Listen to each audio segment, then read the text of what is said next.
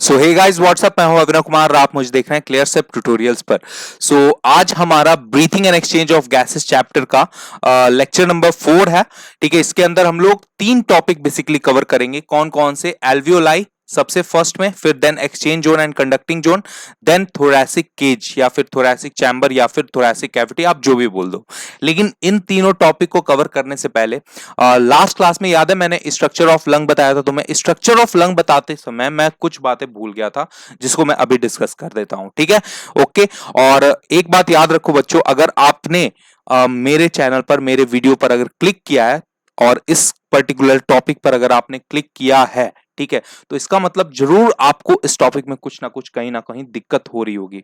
और आप बिलीव करो, जैसे जैसे ये लेक्चर पूरा खत्म होगा और जैसे जैसे ये पूरी ये जो चैप्टर खत्म होंगी, ठीक है, ये लेक्चर सीरीज, आप लास्ट तक जाते जाते एकदम पूरा हर चीज जो नीट में आपसे पूछे जाने वाली है, ठीक है, पूरे एकदम अच्छे से कॉन्सेप्ट क्लियर करके जाओगे। सो इसलिए ये प्रॉमिस करो अपने आप से कि अगर मैंने इस वीडियो को, इस लेक्चर को स्टार्ट किया है, ठीक है, तो मैं इस पूरे लेक्चर सीरीज को, ठीक है, लेक्चर नंबर 5, लेक्चर नंबर 6, जो भी आएगा, जितने भी लेक्चर्स आएंगे, वो सारे लेक्चर्स को देख के ही जाऊंगा। ठीक है बच्चों, ओके, क्योंकि कंपटीशन जानते हो बहुत हाई है, तो इसलिए हमें एकदम अच्छे से हर चीज को समझना होता है। राइट, तो चलो स्टार्ट कर देते हैं। क्या मैंने छोड़ दिया था लास्ट क्लास में? मैंने स्ट्रक्चर ऑफ लंग में तुमको सारी बातें बता दी थी, लेकिन कुछ बातें छोड़ दी थी। कौन कौन सी बात? कि देखो, राइट लंग जो होता है वो आपका कंपैरेटिवली बिगर होता है लेफ्ट लंग से। लेफ्ट लंग से राइट लंग कंपैरेटिवली बिगर होता है। Right, okay. अब यहां पर क्यों बिगर होता है ये?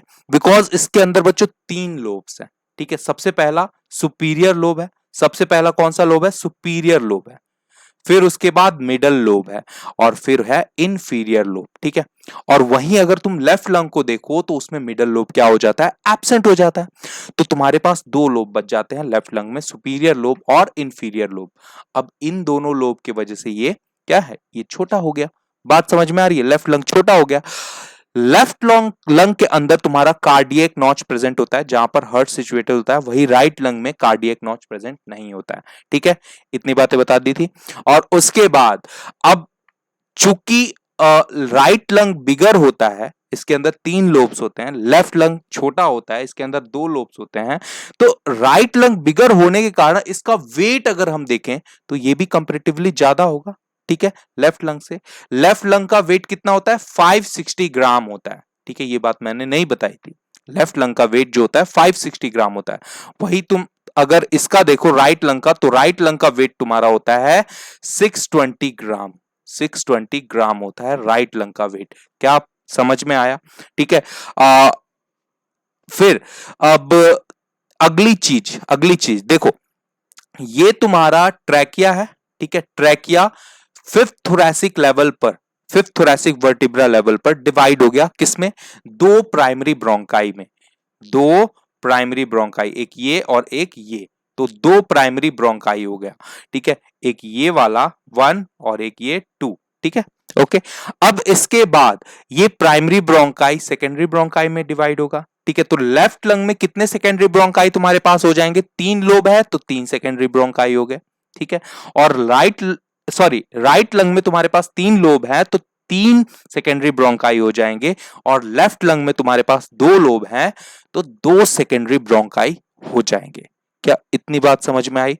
अब उसके बाद ये सेकेंडरी ब्रोंकाई टर्शियरी ब्रोंकाई में भी डिवाइड होते हैं, है ना? ये फर्दर आगे जाके टर्शियरी ब्रोंकाई में डिवाइड होंगे। तो टर्शियरी ब्रोंकाई का डाटा आपसे कभी कभार हो जाए कि अगर पेपर बनाना हार्ड बनाना चाहे एग्जामिनर, तो ये पूछ सकता है कि टर्शियरी ब्रोंकाई लेफ्ट लंग में और राइट लंग में कितने होंगे? तो 10 इन राइट लंग और 8 इन लेफ्ट लंग।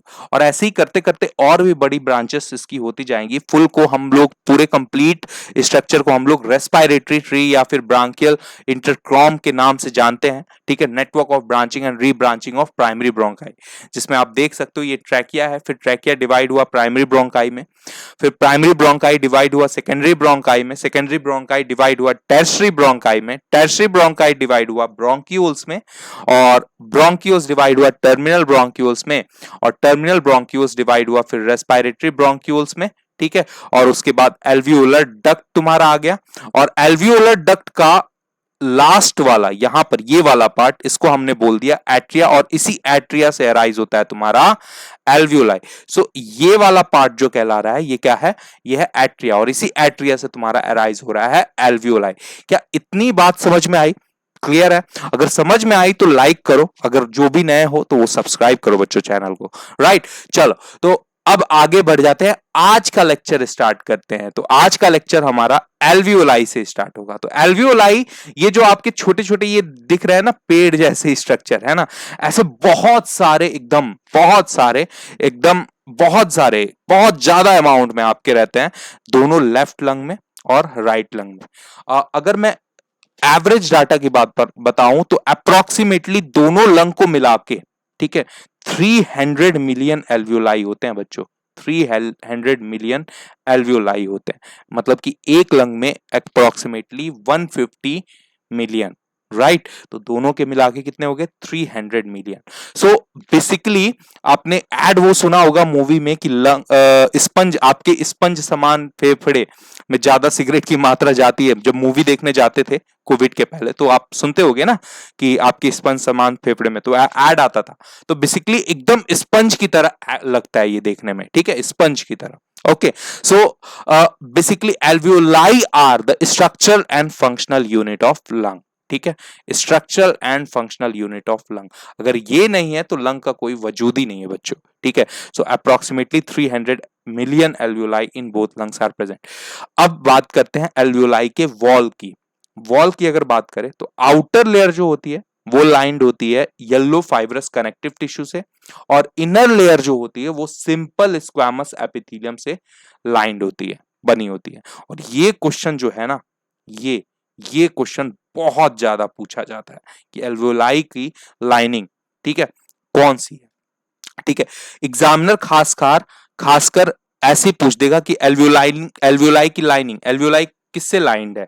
ठीक है, तो आपको आंसर देना है सिंपल स्क्वैमस एपिथेलियम, आपसे ये नहीं बोलेगा इनर आउटर। ठीक है, तो आपको आंसर देना है सिंपल स्क्वैमस एपिथेलियम। लेकिन अगर उसने बोल दिया आउटर या फिर इनर, तब आपको इसके अकॉर्डिंग आंसर देना है कि आउटर अगर हो गया तो येलो फाइब्रस कनेक्टिव टिश्यू, और अगर इनर हो गया तो सिंपल स्क्वैमस एपिथेलियम। लेकिन अगर सिर्फ लाइंड बोल दे, ठीक है, कि किस चीज से लाइंड है, कौन से टिश्यू से लाइंड है, तो आपको आंसर देना है सिंपल स्क्वैमस एपिथेलियम। क्या ये क्वेश्चन समझ में आया? नेक्स्ट आ जाओ। देखो, simple squamous epithelium inner layer है भाई, ये देखो ये है एल्वियोलाई तुम्हारे पास। ठीक है, आउटर वाली layer yellow fibrous connective tissue से है। अब मैं इनर लेयर बना देता हूं, देखो इनर लेयर मैंने बना दिया, ये इनर लेयर मैं बना रहा हूं। इनर लेयर किससे बनी है? सिंपल स्क्वैमस एपिथेलियम टिश्यू से। ठीक है, ओके, सो ये जो टिश्यू है ये स्क्वैमस टिश्यू है, मतलब इसके अंदर स्क्वैमस सेल्स होंगे। तो स्क्वैमस सेल्स जो होते हैं ये आपके दो प्रकार के होते हैं, इनको हम लोग न्यूमोसाइट्स बोलते हैं। न्यूमोसाइट टाइप 1 पहला प्रकार, और दूसरा प्रकार बच्चों न्यूमोसाइट टाइप 2। न्यूमोसाइट टाइप 1 जो है वो उसका सिर्फ एक काम होता है, वो फंक्शन करता है in the gaseous exchange, it helps in gaseous exchange. ठीक है, ये बस गैसियस एक्सचेंज में हेल्प करता है, गैस को एक्सचेंज करने में। लेकिन न्यूमोसाइट टाइप 2 वाले जो हैं इनका रोल बहुत ही ज्यादा इंपॉर्टेंट होता है बच्चों। ठीक है, ओके, ये लार्ज साइज के होते हैं और ये लैसिथीन सीक्रेट करते हैं, बहुत ही इंटरेस्टिंग है। ठीक है, लैसिथीन सीक्रेट करते हैं। लैसिथीन क्या होता है? एक फॉस्फोलिपिड होता है। ठीक है, और ये लैसिथीन सरफेक्टेंट की तरह काम करता है।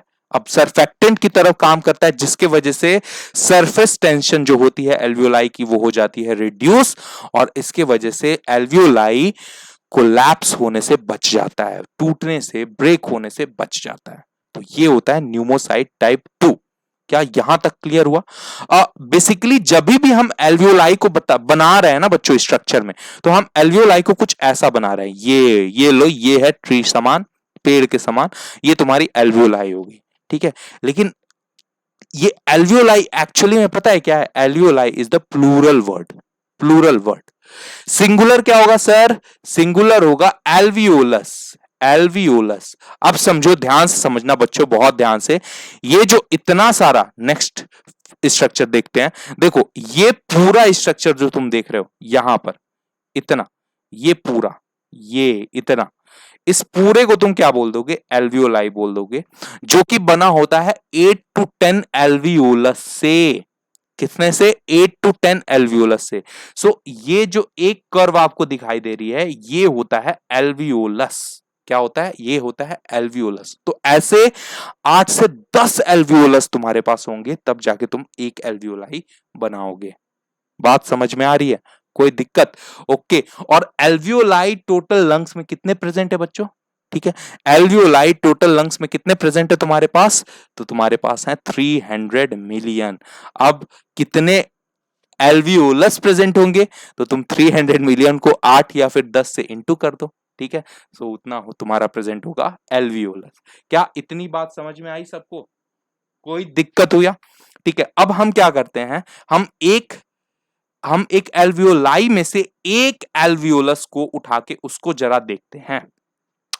तो उसको जब देखते हैं हम, तो हमें यहां पर तो सबसे पहले दिख रहा है ये लेसिथिन, डॉट डॉट से दिख रहा है ना लेसिथिन। लेसिथिन क्या है?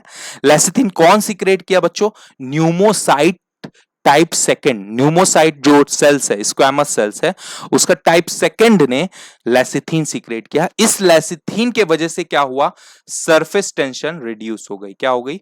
सरफेस टेंशन हो गई रिड्यूस। सरफेस टेंशन रिड्यूस, और जिसके वजह से ये एल्वियोलाई ब्रेक होने से, कोलैप्स होने से बच गया। बात समझ में आई? ये वाली जो है, ये वाली इनर लाइनिंग एल्वियोलर एपिथेलियम।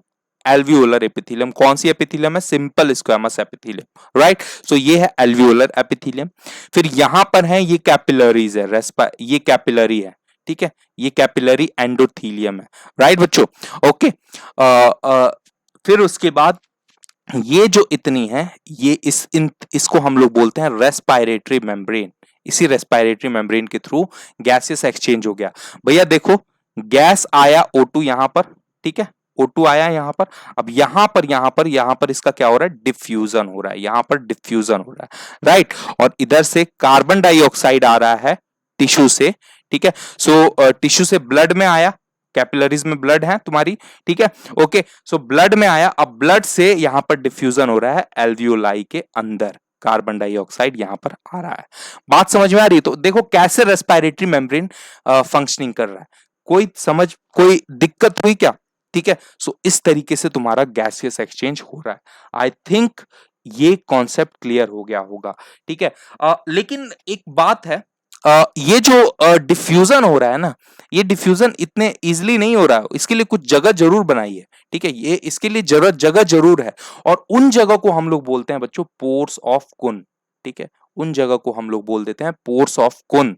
ठीक है, ये स्मॉल पोर्स होते हैं जो कि एल्वियोलाई के वॉल्स में प्रेजेंट होते हैं, जिसके वजह से डिफ्यूजन जो होती है वो थोड़ी आसान हो जाती है। नहीं तो ऐसे समझो, इतना सारा गैस है, इतना सारा कार्बन डाइऑक्साइड है, ठीक है, बात समझ में, इतना सारा ऑक्सीजन है, सो तुम कैसे भाई इतना जल्दी जल्दी डिफ्यूजन करोगे? हमारी बॉडी की फंक्शनिंग जो होती है, सांस लेने की फंक्शनिंग एकदम दुरुस्त होनी चाहिए, है ना? सो अगर जरा सी भी इसके अंदर गई तो पता चला तुम गैसेस का एक्सचेंज ही नहीं कर पा रहे हो, गैसेस का एक्सचेंज नहीं कर पाओगे। ठीक है, सो तुम्हारी बॉडी मेटाबॉलिज्म जो है, बॉडी की एक्टिविटीज जो है, वो धीमे धीमे बंद होती जाएंगी, तुम्हारी डेथ भी हो सकती है। तो इसलिए ये जो प्रोसेस है बहुत ही दुरुस्त होनी चाहिए। ठीक है, जिसके लिए तुम्हारी पोर्स ऑफ कुन जो है वो बहुत ही अच्छा रोल प्ले करती हैं इसमें डिफ्यूजन के लिए। क्या इतने बात से सहमत हो? कोई दिक्कत, कोई प्रॉब्लम? तो आई थिंक यहां पर आपका कॉन्सेप्ट क्लियर हो गया होगा।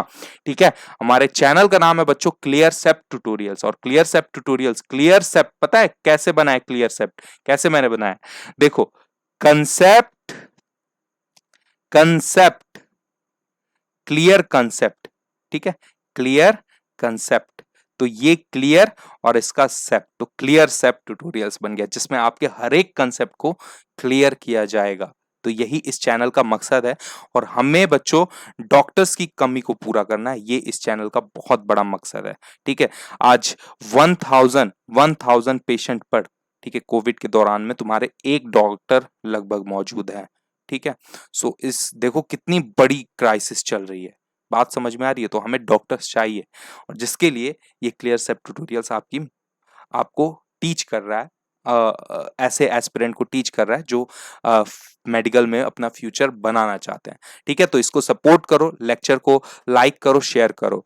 और एक टॉपिक हमारा फर्स्ट वाला कवर हो गया, एल्वियोलाई। नेक्स्ट टॉपिक क्या है अपना? Exchange zone and conducting zone. ज्यादा बातें नहीं करूंगा, लेक्चर लंबा हो जाएगा।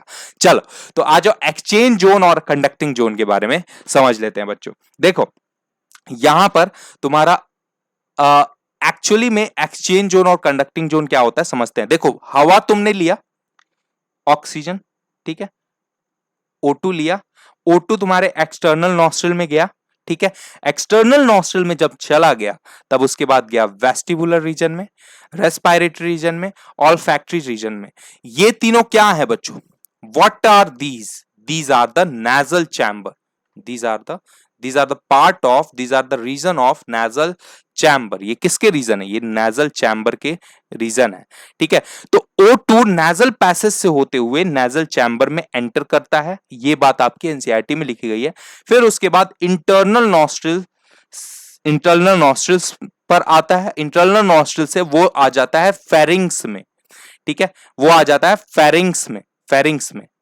किस में आ जाता है? फेरिंग्स में। फेरिंग्स में तुम्हारे 3 पार्ट होते हैं, नाजोफेरिंग्स, ओरोफेरिंग्स, और एक मैं यहां पर लिखना भूल गया हूं, वो होता है लैरिंजोफेरिंग्स। तो pharynx is the common passage for both food and air. तो लैरिंजोफेरिंग्स यहां पर लिख देना। अब लैरिंजोफेरिंग्स जब फेरिंग्स में आ गया पूरा, तो उसके बाद ओपनिंग ऑफ विंड पाइप पर एयर पहुंचता है भाई, ठीक है, ओपनिंग ऑफ विंड पाइप पर। अब देखो, खाना और हवा, खाना पानी और हवा, 2 चीजें ये आई है ना, तो खाना पानी जो है वो तो फूड पाइप में चली जाएंगी, है ना बच्चों, ठीक है। और जो हवा है, O2 है, वो तुम्हारी कहां चली जाएंगी? वो चली जाएंगी विंड पाइप में। Opening of wind pipe glottis कहलाता है।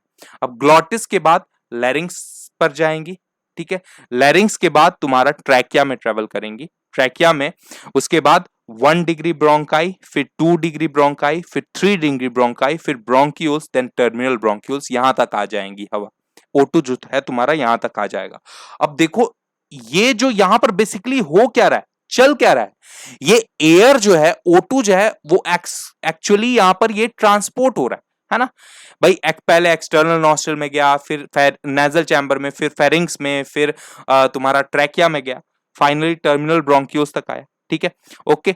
और उसके बाद तो बेसिकली ये क्या करता है? ये कंडक्टिंग जोन इसी को बोलते हैं। ये पूरा जो है ना, एक्सटर्नल नॉस्ट्रिल से लेकर टर्मिनल ब्रोंक्यूल्स तक बच्चों, ये कहलाता है कंडक्टिंग जोन, जो कि इस O2 को ट्रांसपोर्ट करता है। क्या करता है? ये O2 को ट्रांसपोर्ट करता है, एयर को ट्रांसपोर्ट करता है, ठीक है। अब फिर उसके बाद एयर रेस्पिरेटरी ब्रोंक्यूल्स में आती है, एल्वियोलर डक्ट में आती है, एट्रिया में आती है, एल्वियोलर सैक में आती है, और एल्वियोलाई में आती है। ये जो रेस्पिरेटरी ब्रोंक्यूल से एल्वियोलाई तक का पार्ट है, इसको तुम बोल दोगे एक्सचेंज जोन। यही वो जगह है जहां से एक्चुअल साइट ऑफ डिफ्यूजन होती है, ठीक है, राइट बच्चों? क्या समझ में आया? ये हमारा एक्सचेंज जोन और कंडक्टिंग जोन दूसरा टॉपिक भी कवर हो गया, बस खत्म, और कुछ नहीं जानना है इसके बारे में। क्लियर है? अब आ जाओ लास्ट टॉपिक आज के लेक्चर का, जो कि है थोरैसिक केज या फिर थोरैसिक चैम्बर या फिर थोरैसिक कैविटी, आप जो भी बोल दो। So basically it is an anatomically air tight chamber, ठीक है, एयर टाइट चैम्बर।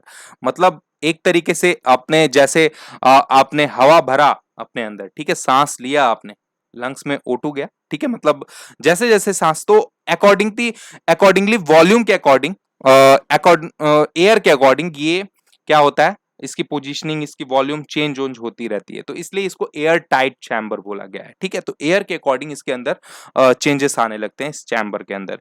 इस थोरैसिक चैम्बर में लंग्स होता है, लंग्स प्रेजेंट होता है, ठीक है, ओके। अब देखो बच्चों, यहां पर थोरैसिक चैम्बर बनता कैसे है?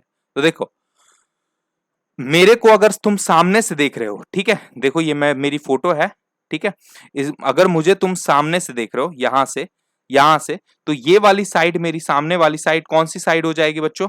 ये वाली साइड मेरी वेंट्रल हो जाएगी, और मेरी पीठ की साइड, बैक की साइड, वो मेरी साइड कौन सी हो जाएगी? वो मेरी साइड हो जाएगी डॉर्सल। सो डॉर्सली, डॉर्सली क्या प्रेजेंट होता है, पीठ में मेरा क्या प्रेजेंट होता है, वर्टिब्रल कॉलम। तो सबसे पहला कंपोनेंट तुम्हारा थोरैसिक केज का आ जाएगा डॉर्सली पर वर्टिब्रल कॉलम, ठीक है, डॉर्सली वर्टिब्रल कॉलम। दूसरा, वेंट्रल साइड पर मेरे क्या प्रेजेंट होता है, स्टर्नम प्रेजेंट होता है, ठीक है। स्टर्नम कितनी हड्डी होती है, ये एक होती है बच्चों, one, there is only one sternum. तो वेंट्रल साइड पर तुम्हारा वन स्टर्नम है, ठीक है, ओके।